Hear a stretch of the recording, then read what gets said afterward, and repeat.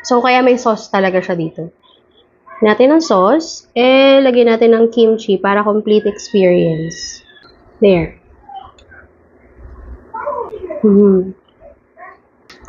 Okay. In fairness, syempre don't expect too much. Dahil 189 pesos lang meal, pero ang dami nang nandito sa ano nyo, sa plate nyo. And malasa, kahit papano, di ba? Pili nga pala ako ng leaves or vegetable leaves.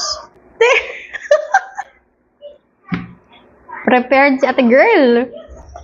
Okay, let's try this. Para kompleto ang Samgyup experience, di ba?